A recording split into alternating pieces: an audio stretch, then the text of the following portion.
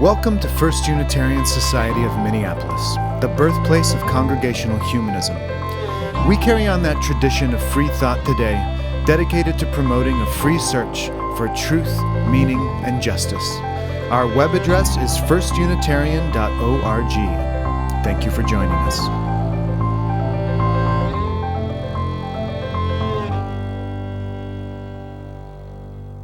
I see you.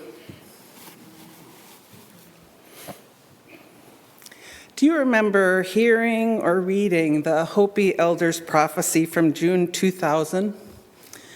Some of you may remember how it felt to approach the new millennium with so many forecasts of doom.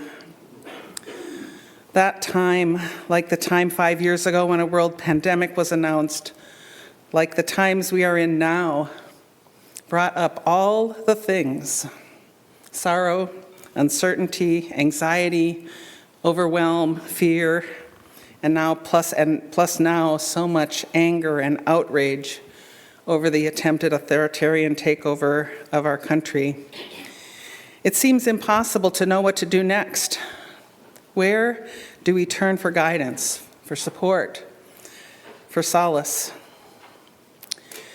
Well, back in 2000, the Hopi elders encouraged us, in a time when the river was moving very fast, to let go of fear and to embrace the change by becoming active participants in shaping a world based in compassion and unity.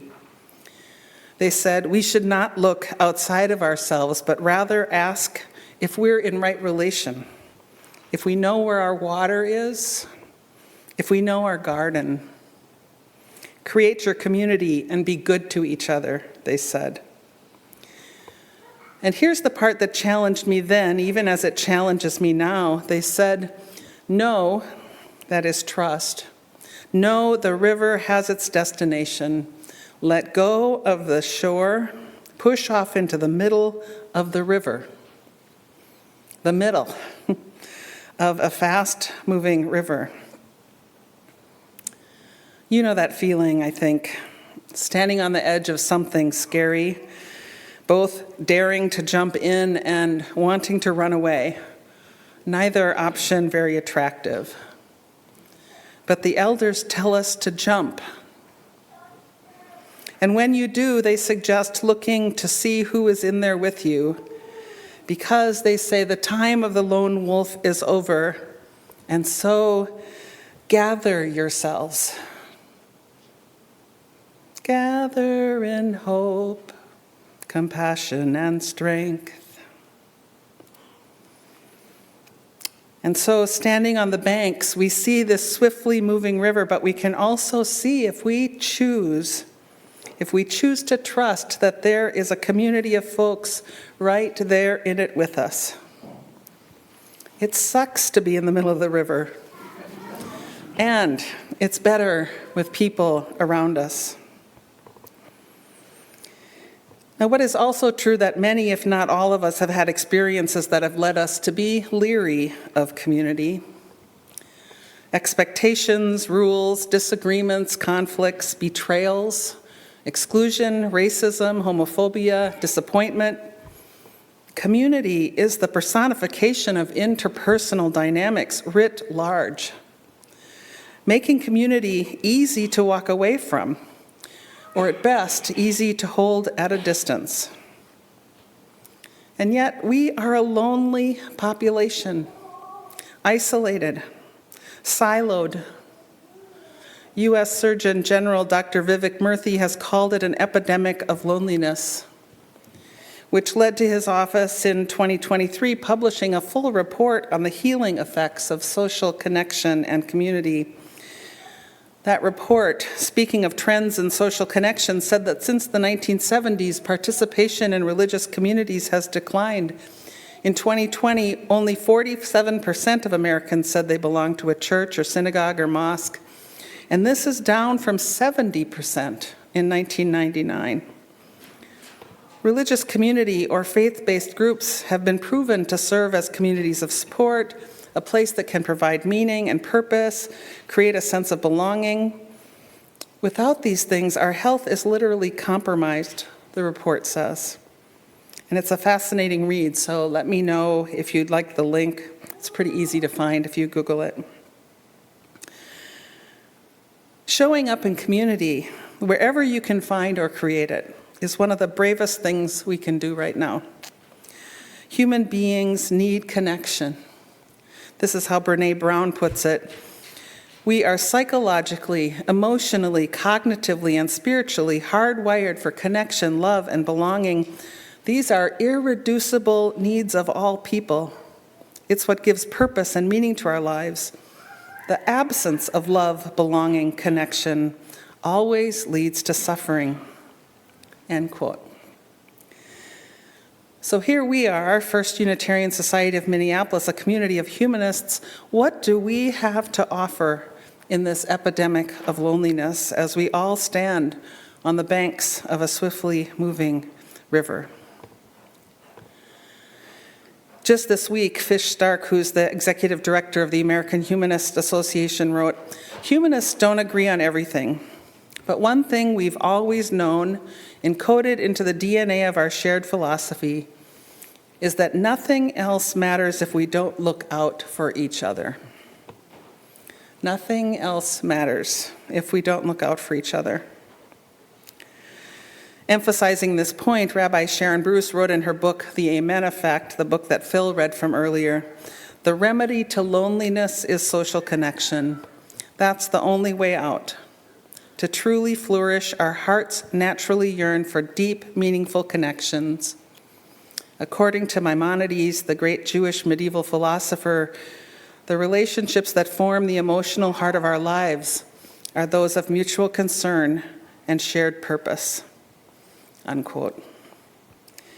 She goes on to say that relationships of mutual concern are rooted in love and trust, and that relationships of shared purpose are rooted not only in a commitment to one another, but also to a shared dream that inspires a sense of belonging. So is this community one of mutual concern and shared purpose for you, or could it be? You know, it had become, over the past few decades, rather countercultural to seek out community. We have been in a time of the lone wolf, for sure, when personal gain and satisfaction have seemed to be of greater importance than service and the common good and, well, others. I don't know about you, but I sense in recent days that this is changing. More and more of us are reeling from what's happening around us and looking for ways to join with others in common purpose, looking for places where we can find that support and belonging. And yet we have got some work to do to be able to build or rebuild trust in community, or even in a belief that the experience of being in community can be a positive thing. You know, Brené Brown tells a story about her daughter Ellen and trust. Ellen's teacher kept a marble jar in the classroom, maybe not unlike this one. And when the kids were making great choices, she'd add marbles. And when they were not making great choices, the teacher took marbles out. And if the jar got filled up, there was a promise of a celebration for the class. Well, one day Ellen came home crying, saying that she'd told some friends about a really hard thing that had happened to her, and someone shared it with others, and soon everyone in the class knew what had happened, and they were pointing and laughing at her and calling her names, and the teacher kept saying, "I'm going to take marbles out, I'm going to take marbles out." And through her sobs, Ellen said to her mom, "I will never trust anyone again." Well, Brené's take on trust is that it's like that marble jar. When we share hard stories and are vulnerable with one another, that experience breeds more trust, and we fill up the marble jar. When we show up for one another, when we listen, when we sit with one another's pain, we add marbles. When we're able to ask for help, we add marbles. Trust is built in these very small moments. Very small moments when we have the opportunity to build trust, but we also have the opportunity to betray. Marbles in, marbles out. Brene Brown says she finds Charles Feldman's definition of trust the most beautiful for her. Trust is choosing to make something important to you vulnerable to the action of someone else. Trust is choosing to make something important to you vulnerable to the action of someone else. And from that, Brown created an acronym that is meant to help us remember what trust really is. She calls it braving. B is for boundaries, holding them and respecting them. R is for reliably doing what we say we will. A is for accountability and owning and apologizing for mistakes. V is for vault, which is to say what is shared we hold in confidence. I is for integrity in living one's values, and for non-judgment, knowing that all of us fall apart and struggle sometimes. And finally, G is for generosity, or maybe I would use the word grace, in assuming the most generous things we can about one another. So when we trust, we are braving connection with one another. And notice how many action verbs are part of that breakdown of the word braving. Trust is a practice that we must exercise through action. And when we experience these things in ourselves and in one another, we add marbles. And when we do not, we take marbles out of that collective jar. And it's like what Rabbi Bruce talks about in the Amen effect. She tells us that the word amen derives from the Hebrew word emunah, meaning belief or trust. And so to say amen, she says, is to affirm each other, or to say, I believe you, I see you. She defines amen as that very human longing for connection, and trust as something that piles up, like marbles, in small amounts and in consequential choices we make in small moments. Now, Brosa's perspective is one of community, while Brown's maybe is more skewed toward trusting one another individual to individual. So the rabbi's list of what builds trust is a little different from Brown's.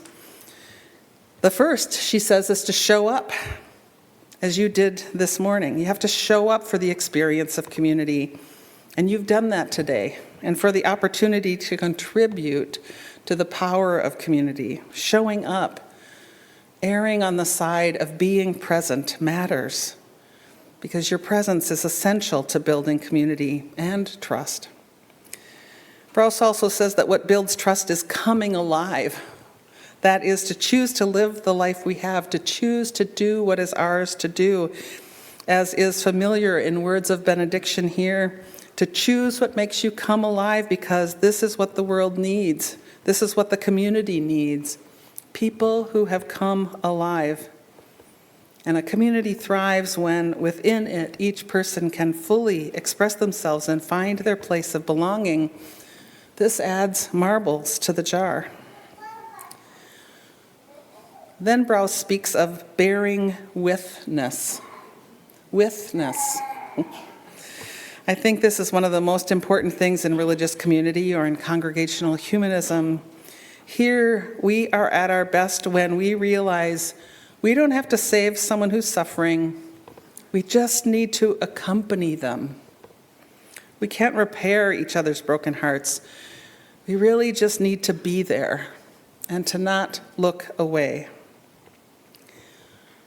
Now, there are 5 other trust-building things that Brous lists, but I'll leave it at that for now, in part because even as I read Brene Brown encouraging us to brave trust, and even as I read about the power of the Amen effect, my heart is a little hesitant. You know, I'm not sure I want to step off the banks and jump into that river. I've been hurt by community, by what's felt like betrayal. And even as I become increasingly convinced that our salvation lies in connection, I can be wary. And maybe you feel that too.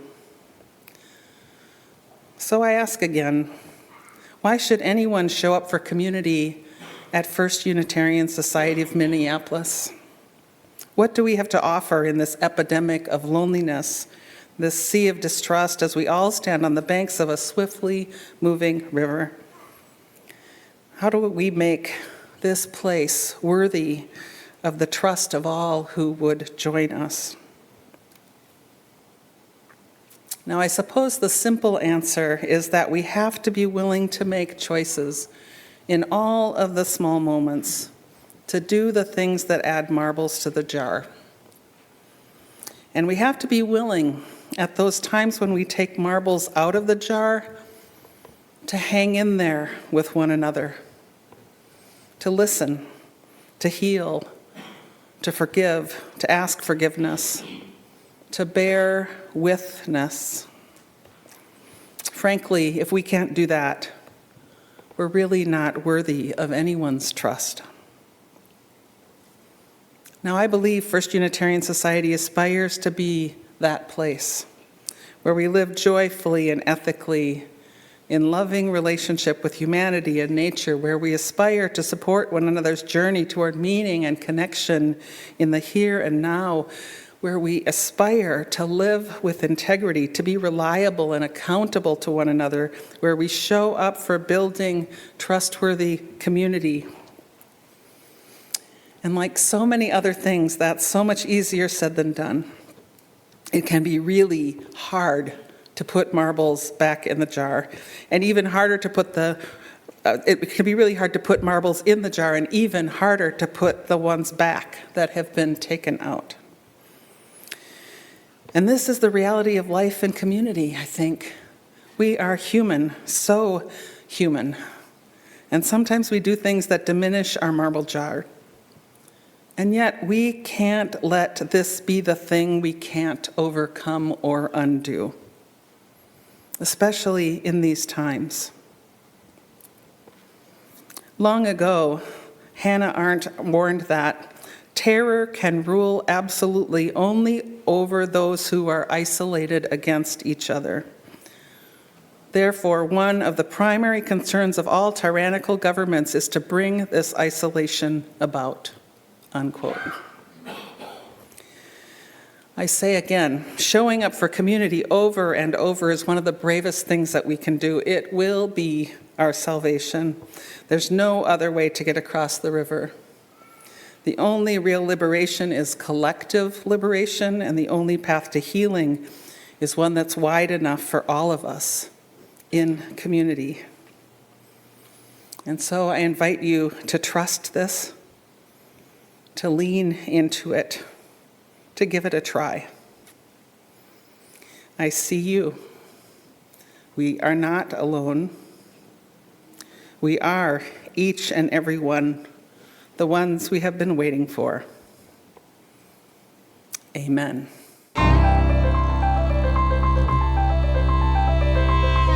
Thanks for listening. You can find much more about humanism and what's happening at First Unitarian Society of Minneapolis by visiting our website at firstunitarian.org.